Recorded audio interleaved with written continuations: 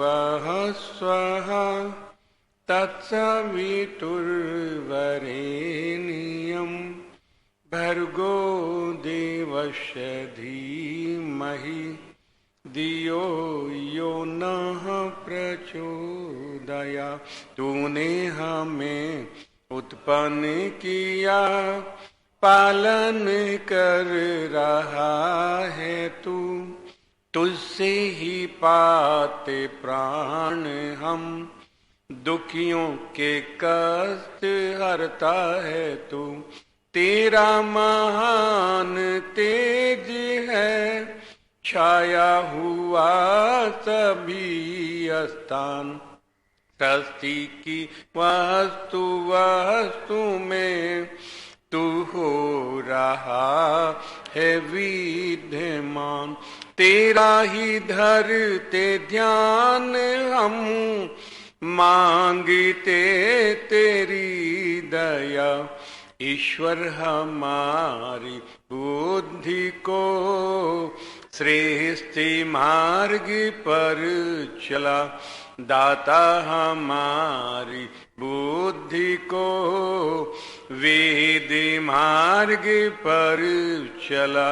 ओम भूर्भुवः स्वः तत्सवितुर्वरेण्यं भर्गो देवस्य धीमहि धियो यो नः प्रचोदयात्।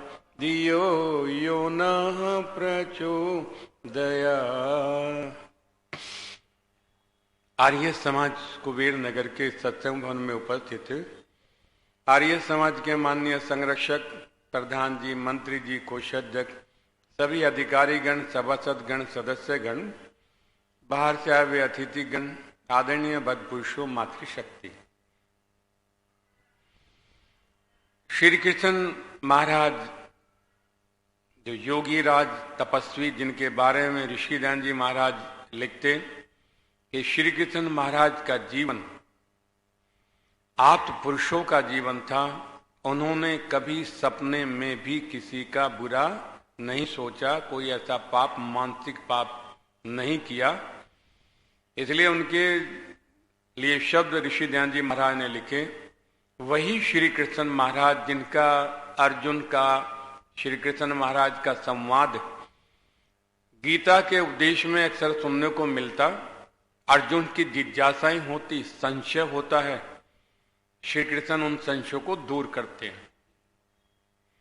श्री कृष्ण महाराज से अर्जुन एक प्रश्न करते, वो कहते, हे मधुसूदन, इस संसार में सज्जन लोगों की, जिनके पास में आध्यात्मिक शक्तियां हैं, जिनके पास में दैविक संपदा है, ऐसे व्यक्ति की पहचान क्या होती? दैविक संपदा जिसके पास में हो, आध्यात्मिक संपत्ति का जो मालिक होवे, ऐसे आप पुरुष, ऐसे देव पुरुषों के संकेत आप बताएं, जिससे हम संसार में पहचान लेवें कि किस व्यक्ति के पास में दैविक संपदा है, किसके अंदर आध्यात्मिक शक्ति जागृत होती हैं, कौन ऐसा आप पुरुष है। तब श्री कृष्ण महाराज कहते हैं, धनंजय, सबसे पहली पहचान ऐसे व्यक्ति की यह होती है जो दैविक संपदाओं का मालिक होता है कि उसके मस्तक पर तेज होता है। सबसे पहली पहचान बताई श्री कृष्ण महाराज ने, हे अर्जुन, जिनके पास में दैविक संपदा होती है उसके चेहरे पर तेज होता है। बोले ये तेज, बोले किए हुए पुण्य कर्मों से, परोपकार से, सेवा से, इन सब के करने से यह तेज उत्पन्न हो जाता है।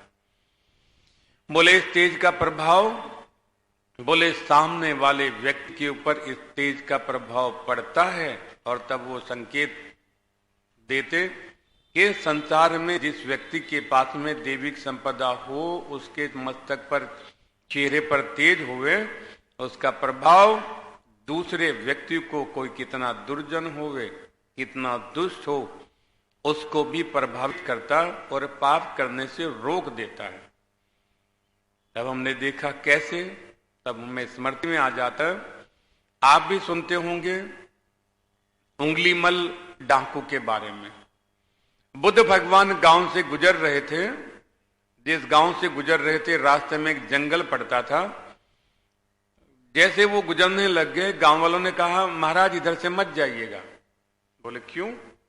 बोले इधर उंगलीमल नाम का एक राक्षस रहता है जो लोगों की उंगलियां काटता है, और उसने प्रतिज्ञा की हुई है कि जब मैं 101 उंगलियां काट लूंगा तब मैं कोई सिद्धि करूंगा, सिद्धि की प्राप्ति करूंगा। तो उसने अपनी मां को भी नहीं छोड़ा, उसकी भी उंगलियां काट दी उसने। आप इस जंगल से मत जाइएगा, बहुत खतरनाक है वो। बुद्ध बोले जो खतरनाक ही है उसे तो ठीक करना है। बुद्ध भगवान उस रास्ते से गए। आहट पाकर के जैसे ही इतिहासकार लिखता उंगलीमल ने देखा कोई आ रहा है, उन्होंने सावधान करते हुए कहा कौन? तब बुद्ध ने कहा मैं बुद्ध हूं। बोले तुम्हें मेरे बारे में किसी ने बताया नहीं? बोले बताया था कि तुम ऐसे हो, ये तुम्हारे गुण हैं। बोले उसके बाद भी तुम यहां से आए हो? बोले हाँ, उसके बाद भी चल करके आया हूं। और इतिहासकार लिखता बुद्ध भगवान के चेहरे पर तेज को देख करके ये उंगलीमल उनके चरणों में लोटपोट हो जाता है और रोते हुए बच्चे की तरह बिखल करके कहता है प्रभु मुझे बचाओ, मैंने संसार में बहुत पाप किए हैं, मैंने बहुत लोगों को इस संसार से विदा कर दिया, उंगलियां उनकी काट ली हैं, मेरे प्राण बचाओ, मेरी रक्षा करो, मुझे इस पाप से मुक्ति कराओ। तेज का प्रभाव। ऋषि ध्यान जी महाराज का जीवन आप देखें, कुछ लोगों ने चाल चली कि कैसे ऋषि ध्यान जी महाराज को बदनाम किया जाए। उसमें अंग्रेज भी थे, उसमें मुस्लिम लोग भी थे, सबने एक संगठन बना करके एक महिलाओं से कहा कि हम तुम्हें इतना पैसा देंगे, तुम आभूषण आदि सुंदर वस्त्र पहन करके ऋषि ध्यान जी महाराज साधना करते हैं, उनके पास में जाओ, तुम जाओ और थोड़ा उन्हें संकेत करो, उसके बाद में हम संभाल लेंगे और ऋषि की पिटाई आदि कर करके उन्हें यहां से भगाएंगे, तुम जाओ। ये महिला आभूषण आदि सुंदर वस्त्र पहन करके जहां यमुना के किनारे ऋषि ध्यान जी महाराज साधना करते थे उनके पास में गई। जैसे उनके पास में गई, उनके मुखमंडल के तेज को देखा और आहट पाकर के जैसे ही ऋषि ध्यान की आंखें खुली, उन्होंने देखते कहा मां तुम यहां कैसे? ये शब्द सुनते के साथ ही मां का वो महिला बिखल बिखल करके रो करके ऋषि चरणों में लोटपोट हो कहती महाराज इन लोगों ने मुझे पैसे का लालच दे करके मुझे आपके पास में भेजा है, आपको अपमानित करने के लिए। मुखमंडल का तेज, चेहरे का प्रभाव पड़ता है। इसलिए श्री कृष्ण महाराज कहते हैं अर्जुन, प्रथम पहचान देविक संपदा के स्वामी की यह होती है कि उसके मुखमंडल पर तेज होता है। चलो महाराज और पहचान, तब श्री कृष्ण महाराज कहते वो होता है किसी से बदले की भावना से काम नहीं करता है, उसके अंदर अक्षमा का प्रभाव होता है। कोई उसके साथ में कुछ इस तरह का व्यवहार करे तो वो क्षमा कर देता है। और हम लोग पढ़ते हैं संध्या के मंत्र को और मंत्र के भाव भी पढ़ते हैं, संध्या करते हैं, लेकिन यदि हमारे साथ में कोई ऐसा व्यवहार करे हम तैयार हो जाते हैं, बोले पहले तुम्हें ठीक करेंगे। लेकिन संध्या के मंत्र कहते हैं जो हमसे द्वेष करता अथवा जिससे हम द्वेष करते हैं उसे आपकी न्याय रूपी सामर्थ्य पे छोड़ देते हैं। कहते हैं छोड़ते नहीं हैं। इसलिए श्री कृष्ण महाराज कहते जिस व्यक्ति के अंदर क्षमा का भाव होवे, ये पहचान है देविक संपदा के मालिक की, जो क्षमा का भाव रखता है। जो क्षमा नहीं करता, क्रोध करता है, इस तरह का वातावरण बनाता है, बदले की भावना से अपने आप को तैयार रखता है, वो देविक संपदाओं का मालिक नहीं है। जिसके चेहरे पर तेज होवे, जिसके अंदर क्षमा का भाव होवे, वो व्यक्ति देविक संपदा का मालिक होता है। तब अर्जुन बोले महाराज और पहचान। तब श्री कृष्ण महाराज कहते हैं धीरज। जिस व्यक्ति के अंदर धीरज होता है, धैर्य होता है, जो घबराता नहीं है, जो बेचैन नहीं होता है, टेंशन नहीं लेता है, परेशान नहीं होता है, धैर्य रखता है, धैर्य शांत रहता है, जिसमें बेचैनी नहीं होती है, वो व्यक्ति भी दैविक संपदाओं का मालिक होता है। आज हमारा धैर्य ही तो समाप्त हो गया है। धैर्य कहाँ है लोगों के अंदर? धैर्य रखते ही नहीं, चाहते हैं कि तुरंत कोई काम हो तो उसका फल तुरंत मिले, कोई कार्य हो जाए बोले इसका तुरंत रिजल्ट हमें मिलना चाहिए।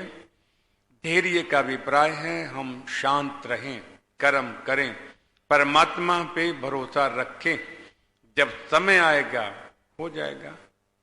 हम खुद भी जब कहीं रहते हैं, चाहे टिकट की लाइन में हो, चाहे बस में बैठते हुए, चाहे ट्रेन में चलते हुए, आराम से शांत होकर के रहते, ये चली गई तो दूसरी आ जाएगी बस, तीसरी आ जाएगी बस। बेचैनी नहीं, धैर्य नहीं। बाजार में कुछ खरीदारी करने जाएं तो दुकानदार के पास में यदि भीड़ होवे तो हम शांत खड़े होकर के देखते हैं। तब दुकानदार कहता, आचार्य जी आप इतने शांत, आप बोलो ना क्या चाहिए। बोले जो सामने है पहले इनसे फारिग हो जाओ। बोले आप ऐसा क्यों करते हैं, आप खड़े हो जाते हैं आकर के, हम पूछे तो ही आप बोलते हो। बोला हम खड़े होकर के अपने धैर्य की परीक्षा लेते हैं कि हम कितना धैर्य रख सकते हैं। तुम 2 ग्राहक को दो, कोई सामान दो, हम 10 मिनट 15 मिनट भी खड़े रहेंगे। हम अपनी तुलना करते रहते हैं कि तुलना करें इस बात की हमारे अंदर धैर्य है कि नहीं है, बेचैनी तो नहीं है। बोले क्यों? बोले हमने एक बस की ड्राइवर की सीट के पीछे लिखा देखा था। जब हम कहीं जा रहे थे तो एक ड्राइवर की सीट के पीछे लिखा था जिन्हें जल्दी थी वो चले गए। जल्दी जिन्हें होती है, धैर्य जिनके पास में नहीं होता है, और जल्दी चले जाते हैं संसार से। मैंने देखा कुछ लोगों को बेचैनी उनकी इतनी होती है कि वो दूसरे की सुनते भी नहीं, अपनी ही, तुम चुप रहो हम बताएंगे, तुम मत बोलो हमारी सुनो। जिनके अंदर ये धैर्य नहीं होता है तब व्यक्ति जल्दी ही परमात्मा के यहाँ चलने की तैयारी में हो जाता है। और मैंने कानपुर के अंदर एक व्यक्ति को देखा, आर्य समाज का अधिकारी था, वार्षिक उत्सव वहां पर था। उस व्यक्ति की बेचैनी इतनी थी कि किसी को बोलने ना देवे। मैं जो कह रहा हूं मेरी सुनो, मैं जो कह रहा हूं वही ठीक कह रहा हूं, मेरी ही सुने। जब हम वहां से विदा हुए, उनकी धर्मपत्नी को हमने बोला, माता जी इनका ध्यान रखना, इनकी स्पीड इतनी बढ़ी हुई है, बेचैनी इतनी बढ़ी हुई है, इन्हें दिक्कत हो सकती है। बोले नहीं आचार्य जी तो इनका स्वभाव है। मैं बोला स्वभाव नहीं है, आप इनका ध्यान रखना। हमारे जाने के बाद में 2 महीने बाद में खबर आई, आचार्य जी वो उनकी बेचैनी, उनकी वो सबको चुप कर करके खुद बोलने का स्वभाव ले गया उन्हें संसार से। इसलिए आदरणीय भद्रपुरुषों मातृशक्ति श्री कृष्ण महाराज कहते, ये धैर्य का लक्षण जिसके अंदर होता है। ऋषिध्यान जी का धैर्य आप देखें, गंगा के किनारे कुटिया बना करके रहते थे। एक साधु का स्वभाव नियम से गंगा स्नान करे और इन्हें बुरा भला के ऋषि मुस्कुरा करके रह जाते। उसका स्वभाव शाम को गंगा स्नान कर करके आए तो ऋषि को, ये आए हैं धर्म के ठेकेदार, ये ले जाएंगे संसार में सबको मोक्ष में। दयानंद को बुरा भला बोले, दयानंद मुस्कुरावे। एक दिन कुछ भक्त उनके पास में आए हुए थे, भक्तों ने भी ये व्यवहार देखा उस सन्यासी का।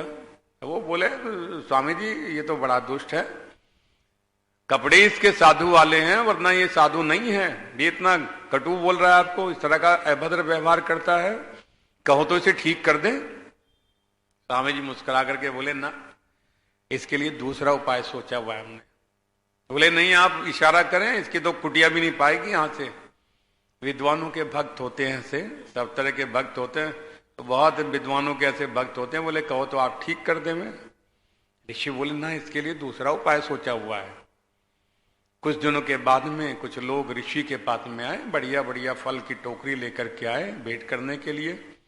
तब ऋषि ने उन फलों की टोकरी पे दृष्टिपात किया और बढ़िया ही सारे फल थे, लेकिन उनसे भी बढ़िया चुन चुन करके निकाल करके सेवक के कहा जाकर के उस साधु को भेंट कर करके आओ।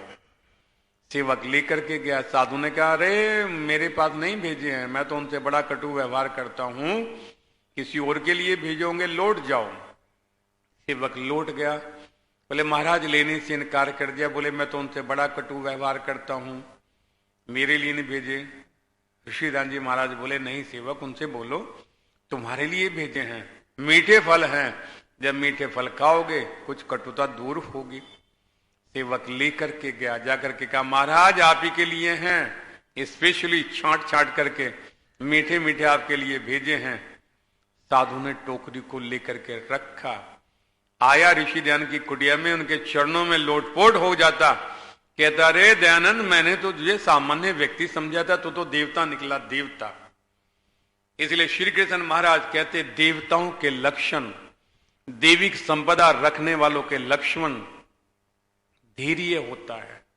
ये धैर्य यदि व्यक्ति में ना हो तो समझ लो उसके बाद में देविक संपदा नहीं है, वो सामान्य व्यक्ति की श्रेणी में आता है। तब अर्जुन कहते हैं महाराज कुछ और भी पहचान।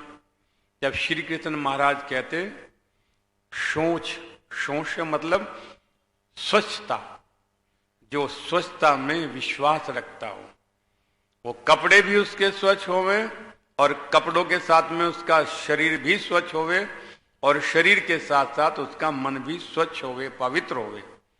कुछ लोग कहते हैं महाराज कपड़े मैले हों तो क्या हुआ, मन से तो हम ठीक है। नहीं, मन को ठीक शुद्ध रखने की प्रथम सीढ़ी वस्त्रों को स्वच्छ और साफ रखना ही है। जिस व्यक्ति चाणक्य लिखते हैं जिस व्यक्ति के दांत मैले हों, वस्त्र मैले हों, शरीर मैला हो, लक्ष्मी रूठ जाती है वहां से। इसलिए श्री कृष्ण महाराज कहते वस्त्रों से भी व्यक्ति शुद्ध वस्त्र धारण करने वाला हो। इसलिए बहुत आयोजन होते हैं विद्वानों के। तब यज्ञ में जाएंगे, वानप्रस्थ में हम लोग रहते हैं, जब यज्ञ में जाते हैं तो कपड़े दूसरे, कुटियाओं में रहते हैं तो दूसरे, वार्षिक उत्सव में जाए तो दूसरे। ऋषि लिखते हैं सुंदर वस्त्र पहनने वाला व्यक्ति सभा को मोह लेता है, मोहित कर लेता है सभा। इसलिए ऋषि लिखते हैं वो वस्त्रों से भी, शरीर से भी और मन से भी शुद्ध होवे। इस मन में भी कोई छल कपट ना हो, इसलिए इस मन को भी पवित्र रखें। मन कैसे हो? बुद्धि से पवित्र होता, सत्य से। जब सत्य का आचरण हमारे व्यवहार में होता है तब मन शुद्ध हो जाता है। और झूठ बोलने वाला व्यक्ति यहाँ कुछ बोल दिया, वहां कुछ कह दिया, जब उसे याद रखना पड़ता है तब क्या कहा था, उसे क्या बोला था, इसे क्या बोला था, मन सत्य से शुद्ध होता। जब सत्य का व्यवहार हमारे व्यवहार में होता, आचरण में होता, फिर कुछ याद रखने की आवश्यकता होती नहीं है। इसलिए राम कहा करते थे राम एक ही बार बोलता है, दोबारा नहीं बोलता। जो एक बार बोला वो धर्मानुसार बोला, वही एक सत्य है। इसलिए ये सत्य मन को पवित्र रखता है। ऋषियों ने कई उपाय, पतंजलि महाराज ने भी लिखा मन को सुखी रखने के उपाय। ये मन यदि सुखी हो तो सारे कार्य होते हैं, मन से दुनिया के सारे कार्य। तब पतंजलि महाराज तो लिखते बोले इस मन को सुखी रखो। और भजन भी गाते हैं, कैलाश जी बैठे हैं, मन यदि चंगा तो कठौती में ही गंगा है, मन है लजीज तो अजीज कोई चीज नहीं, मन यदि चंगा तो कठौती में ही गंगा है। मन यदि ठीक है सारे काम आप करेंगे, मन से करेंगे। यज्ञ में आए, मन था जी, आ गए। भोजन कर लो, हाँ मन है, करेंगे। और मन नहीं है तो बोले आज तो मन ही नहीं है। इसलिए पतंजलि महाराज लिखते हैं इस मन को खुश रखा करो। बोले मन कैसे खुश रहे? तब पतंजलि महाराज संकेत कर दे इस मन को खुश रखने के लिए पहला उपाय है सुखी लोगों से मित्रता कर करके रखें। जो सुखी लोग हैं वो धन से सुखी होंगे, विद्या से सुखी होंगे, स्वास्थ्य बल से सुखी होंगे। जो सुखी लोग हैं उनसे मित्रता करके रखो। बोले लाभ? बोले जैसी संगत होगी वैसी रंगत हो जाएगी। सुखी लोगों के साथ में रहोगे तुम्हारे ऊपर भी कृपा होगी ना। इसलिए धनवान लोग हों, सुखी लोग हों, उनसे मित्रता कर करके रखो। धनवान लोग हैं ईश्वर की दया कृपा से मेहनत पुरुषार्थ कर करके परमात्मा ने उसके ऊपर धनों की वर्षा की है। इसलिए पहले 2 बार मिलते थे हफ्ते में, अब हफ्ते में रोज मिला करो, रोज आओ जाओ, उनसे मित्रता कर करके रखो। द्वेष ना करो, ईर्ष्या ना करो, अरे ये धनवान कहां से हो गए, पहले तो उनके पास कुछ भी नहीं था। कर देते हैं लोग, बोले हमारे साथ में था, इनके पास तो कुछ नहीं था, अब इतने पैसे वाले हो गए। दूरी बनाते हैं। पतंजलि कहते दूरी मत बनाओ। यदि आपके मित्र पे, किसी संबंधी पे ईश्वर की दया कृपा से बहुत धन आ जाओ, उससे मित्रता करो। पहले 2 बार मिलते थे, अब 4 बार मिलना शुरू करो। बोले क्यों? बोले जब उसके संपर्क में रहोगे, बातचीत करोगे, उठो बैठोगे, आपको भी पता लगे ना कि धन कैसे कमाया जाए, कैसे पुरुषार्थ करें। ये काम ना कर करके ये दूसरा काम कर ले, में रास्ता मिलेगा। इसलिए धनवान लोगों से मित्रता कर करके रखो, पतंजलि महाराज। और बोले दूसरा, तब पतंजलि कहते जो दुखी लोग हैं उनके ऊपर दया कर करके रखो। किसी की मजाक ना उड़ावें कि वो व्यक्ति है, ऐसा है, जैसा किया था वैसा मिल गया, उससे आगे चर्चा ना करें। आज हम करते यही हैं। किसी के सामने दुख कष्ट आ जाए, बोले हमने देखा है बहुत अहंकार था इनके अंदर, बड़ी इनके अंदर बनावट थी, आज देखो आप कर्म फल भुगत रहे हैं ना। दुखी लोगों के ऊपर दया का भाव रखे। अरे साहब हम आपके किस काम आ सकते हैं, हमें बताओ ना, हम सेवा करेंगे, हमें बताओ। जो दुखी लोग हैं उनकी सेवा करो, उन पे कृपा बना करके रखो। हमें परमात्मा ने दिया है, हम आपकी क्या सहायता कर सकते हैं। पतंजलि महाराज कहते हैं इन दुखी लोगों पे दया करो। और तीसरा कहते हैं विद्वानों का संग यदि कहीं मिल जावे तो अपना सौभाग्य मानो, उन पे मुग्ध हो जाओ, लट्टू हो जाओ। अरे सौभाग्य है हमारा, विद्वान कोई आए हैं, उनसे बात करेंगे, उनकी सेवा करेंगे। अपने मन के कोई संशय हुए, कहीं जीवन में गड़बड़ चल रही हो, उनसे पूछेंगे इसके उपाय बताओ महाराज, इस मुसीबत से, इस समस्या से कैसे छुटकारा हुए, और उसके समाधान लेकर के उन्हें प्रैक्टिकली प्रयोग में लेकर के आओ। ऐसे नहीं कि दवाई का पर्चा लिखवाया और दवाई का पर्चा रख करके जेब में रख लिया, बुखार ठीक नहीं होगा। जो दवाई लिखवाई है उसे बाजार से ले, खरीदो, दवाई खाओ, तब रोग दूर होगा। इसलिए पतंजलि महाराज लिखते हैं कि जब कोई विद्वान मिले तो मुग्ध हो जाओ, लट्टू हो जाओ, मेरा सौभाग्य है कैसे विद्वानों से मिलना हो रहा है। ये तीसरा उपाय। और आगे लिखते चौथा अंतिम पतंजलि महाराज, जो दुर्जन व्यक्ति हैं उनकी उपेक्षा करो, उनसे व्यवहार कम करो। नमस्ते तो सबसे जारी रखें, क्योंकि दुर्जन लोग उलझा देते हैं। मैंने देखा कुछ लोगों को मुकदमे में उलझा देते हैं, मानहानि का दावा कर देते, उलझ जाता जीवन मुकदमों में, तारीख पे तारीख लगती रह जाती हैं। इसलिए ऋषि लिखते इस मन को सुखी रखने के लिए दुर्जन से दूरी बना करके रखें, उसकी उपेक्षा करें। समाज में लगता है कोई व्यक्ति आए ये गड़बड़ करेगा, सारी व्यवस्था भंग करेगा, उससे व्यवहार बंद कर दें सब लोग मिलकर के। तब उसे लगेगा अरे मुझसे कोई वार्ता नहीं करता, मुझसे कोई सलाह नहीं लेता है, धीरे धीरे धीरे धीरे वो निकल जाएगा। इसे इस मन को सुखी रखने के उपाय पतंजलि महाराज कहते हैं कि सुखी लोगों से मित्रता करो, दुखी लोगों पर दया करो, विद्वानों को संग मिल जावे तो मुग्ध हो जाओ उसके ऊपर। और चौथा कहते हैं कि दुर्जनों की उपेक्षा करो, ये मन सुखी हो। इसलिए श्री कृष्ण महाराज कहते हैं अर्जुन, जिन लोगों के मन में सत्यता है, जिनका मन पवित्र है, जिनका मन सुखी है, जो मन से किसी का पाप चाहते ही नहीं है, सोचते नहीं, विचार ही नहीं आने देते, ऐसे व्यक्ति भी दैविक संपदा के मालिक होते हैं। मन पवित्र होवे, सारा खेल ही मन का है। मन पवित्र करने के लिए भोजन भी पवित्र करना पड़ेगा, भोजन बनाने के लिए मेहनत पुरुषार्थ की कमाई को प्रयोग करना पड़ेगा। ये मन तब पवित्र होता है। इसलिए ये जितना भी आध्यात्मिक है, दैविक संपदा है, मुख्य है इस मन की पवित्रता के ऊपर ही टिकी हुई बिल्डिंग है ये। क्योंकि दुनिया में मंदिर भगवान का केवल ये मन ही है, और परमात्मा ही दैविक संपदाओं के मालिक हैं, आध्यात्मिक शक्तियों के मालिक हैं, वही इसे प्रदान करते हैं। इसलिए दुनिया के सारे काम मन से होते हैं, मन से देखते, मन से खाते पीते, सब मन से होते हैं। इसलिए मन को पवित्र रखा करें।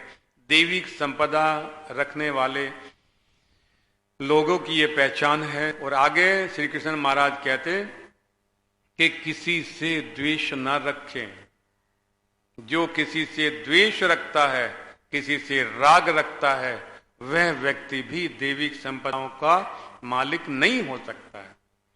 किसी से झगड़ा करेंगे, किसी से दुश्मनी करेंगे, किसी से राग रखेंगे, किसी से द्वेष रखेंगे, बोले जिस व्यक्ति के जीवन में ऐसा है वो भी दैविक संपदा का मालिक नहीं होता है।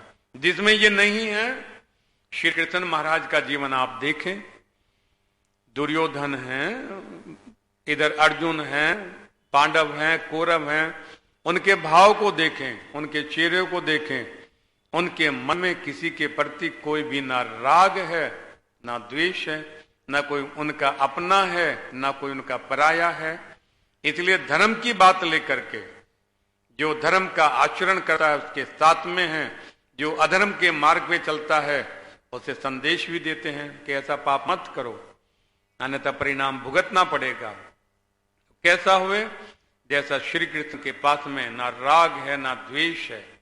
श्री राम का जीवन देखें, जब राज तिलक की बात आई, तिलक की बात थी राज तिलक की, तब भी चेहरे पर सामान्य भाव, जब वनवास की बात आई सामान्य भाव, कोई राग नहीं है, कोई द्वेष किसी से नहीं है, लेकिन अधर्मियों को जड़ से उखाड़ने का, उनका समूल नष्ट करने का प्रयोजन सिद्ध करते हैं श्री राम।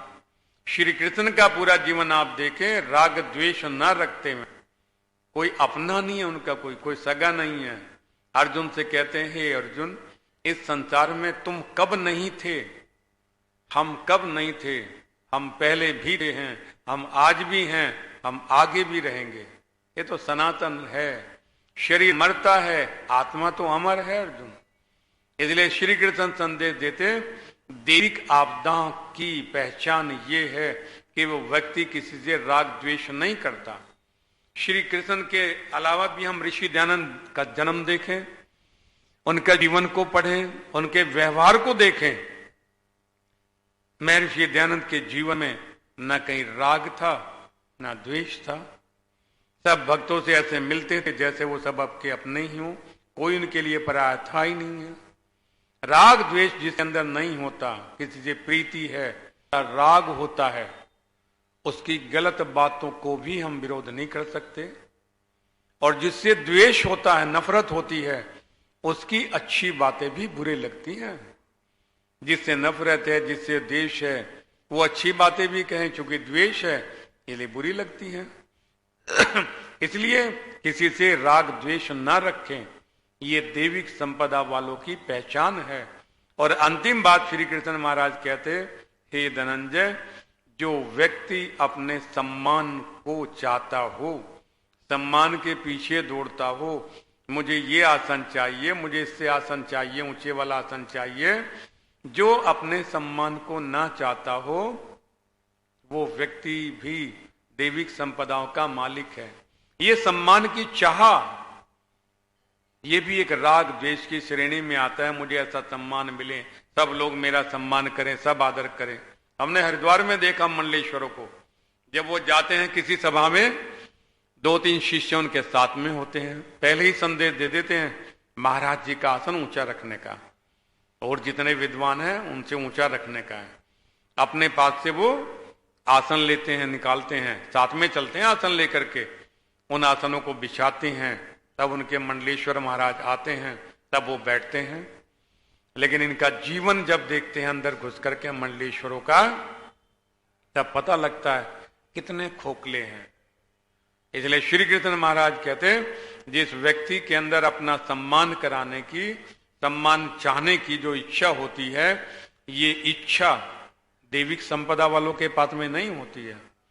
तब हम देखते हैं कि तपस्वियों को, ऐसे नहीं कि सब ऐसे होते हैं, कई लोग ऐसे तपस्वी, राम सुखदास जी, जिन्होंने गीता के कई टीकाएं की हैं, इतने तपस्वी थे, इतने साधक थे। कभी आप टीवी पे उनके प्रवचन सुने, उनका चेहरा नहीं आएगा, कभी स्क्रीन के ऊपर अपना चेहरा नहीं दिखाते थे, उनकी आवाज आती है। कोई सम्मान नहीं चाहते थे, बिल्कुल वीतराग सन्यासी स्वामी सर्वधन महाराज जी, वीतराग सन्यासी। राम सुखदास जी ने तो कहा था, जैसे ही मेरी मृत्यु होवे, किसी का इंतजार मत करना, किसी को मत बुलाना, कोई ऐसी सभा मत करना, इधर मृत्यु होवे तुरंत अंत्येष्टि संस्कार कर करके भस्मांतम शरीरम। आज लोग सम्मान चाहते हैं, पहले ही लिखते हैं अपनी डायरी में, जब मैं संसार से जाऊं ऐसे ऐसे भोजन करना, ऐसे ऐसे करना, इतने लोगों को बुलाना, ये करना। नहीं, आवागमन का चक्र चल रहा है, इसलिए कैसा सम्मान। हम परमात्मा की दृष्टि में सम्मानित होवें। परमात्मा की दृष्टि में यदि सम्मानित हो गए तो संसार की दृष्टि में अपने आप ही हो जाए। एको साधे सब सदे, सब साधे सब जाएं। हम सब में चाहते हैं सम्मान, उस एक से नहीं चाहते, एक से मिल जाएं जो अनेक में है। वो एक सब जगह है, सब में वो एक है, इसलिए सब नजर आते। यदि वो एक ना हुए कुछ भी नजर ना आवे। इसलिए योगीराज श्री कृष्ण कहते हैं दैविक संपदा रखने वालों की पहचान उनके चेहरे पर तेज होता है, वो क्षमाशील होते हैं, धैर्य उनके पास में होता है, मन उनका पवित्र होता है, सोच आदि ये सब सफाई वस्त्रों की सब रखते हैं, और वो किसी से बैर नहीं रखते, ईर्ष्या द्वेष नहीं रखते, और उनका जीवन सम्मान को चाहने वाला नहीं होता है। श्री कृष्ण का खुद का जीवन भी हम देखें चित्रण। जब वो हसनापुर के अंदर गए प्रस्ताव लेकर के, विदुर जी ने कहा आपका अपमान होगा, यहाँ पे मत आइएगा यहाँ पे।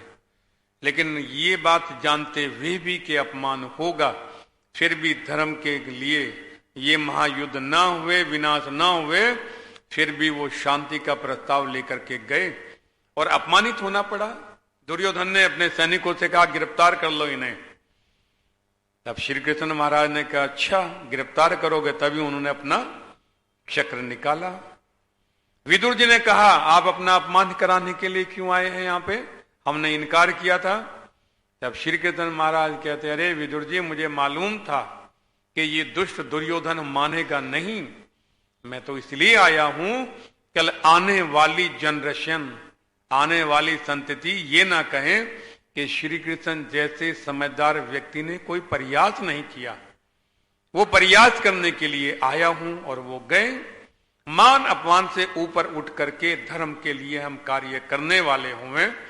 समाज में भी काम करते हैं, समाजों में कुछ लोग कह देते हैं, लेकिन धर्म का काम, समाज का काम कर रहे हैं, सेवा का काम कर रहे हैं।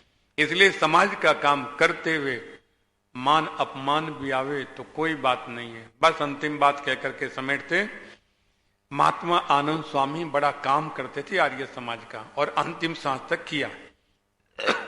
जब ये युवा ही थे बड़ी मेहनत करते थे, आर्य समाज को चमकाने में लगे रहते थे, प्रचार प्रसार करने में।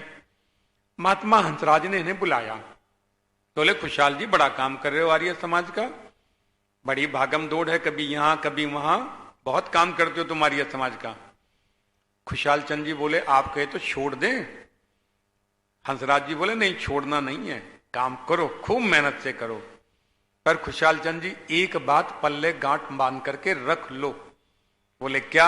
आनंद स्वामी अपनी जीवनी में लिखते हैं महात्मा हंसराज जी जिन्होंने डीएवी की स्थापना की, डीएवी की शुरुआत की, वो बोले खुशहाल चंद जी एक बात पल्ले गांठ लगाओ यदि समाज का काम करना है। बोले क्या? रोटी घर से खानी पड़ेंगी, गालियां समाज से खानी पड़ेंगी, काम आर्य समाज का करना पड़ेगा। यदि इसकी तैयारी होवे तो आ जाओ मैदान के अंदर, करो काम। आनंद स्वामी लिखते हैं उस दिन से वो गांठ हमने लगा करके अपनी जेब में रखी हुई है। रोटी घर से खाते हैं, गालियां समाज से खाते हैं, काम आर्य समाज का करते हैं। इतना आसान नहीं है समाज का काम करना। घर से रोटी खाते हैं, समाज की सुनते हैं, लो जी ये आ गए हैं दान लेने के लिए, इनके पास तो यही काम रह गया। किस बात की शर्म? अपने लिए थोड़े मांग रहे हैं, समाज के लिए मांग रहे हैं, समाज का काम कर रहे हैं। इसलिए आदरणीय बदपुरुषों मातृशक्ति, यदि किसी दैविक संपदा वाले की पहचान करनी होवे तब श्री कृष्ण द्वारा ये जो संकेत दिए गए हैं इन संकेतों को पहचाना करें, तब माने कि हाँ इस व्यक्ति के पल्ले कुछ हुए।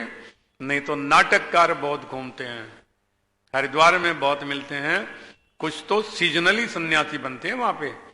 जब कोई स्नान आदि होता है तब अपने कपड़े बदल करके सन्यासी के आ जाते हैं। काम हुआ, मेला खत्म हुआ, सन्यासी का त्याग कर दिया, सामान्य वेश में आ गए।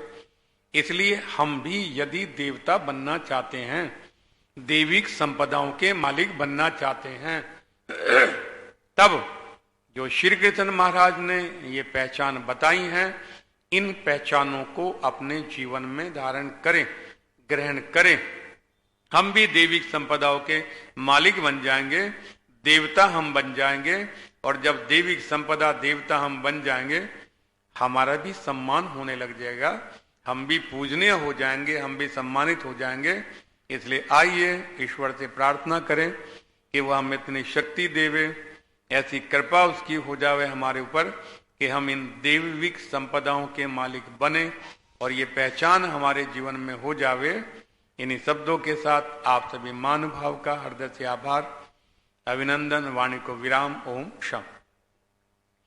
ओम द्यौः शान्ति अंतरिक्षं शान्ति, पृथिवी शान्तिराप शान्तिरोः सदय शान्ति, वनस्पतयः शान्तिर्विश्वे देवा शान्ति, ब्रह्म शान्ति, सर्वं शान्ति शान्तिरेव शान्ति, शामा शान्तिरेधि। ओम शान्ति शान्ति शान्ति। ओम। जो बोले सो अब है। महर्षि दयानंद की, स्वामी विरजानंद की, स्वामी शरदानंद की, पंडित लेखराम की, मर्यादा पुरुषोत्तम श्री राम की, योगी राज श्री कृष्णचंद महाराज की, देश के शहीदों की, भारत माता की, गौ माता का, आर्य समाज, वेद की ज्योति, ओम का झंडा, बोले सत्य सनातन वैदिक धर्म की वैदिक ध्वनि।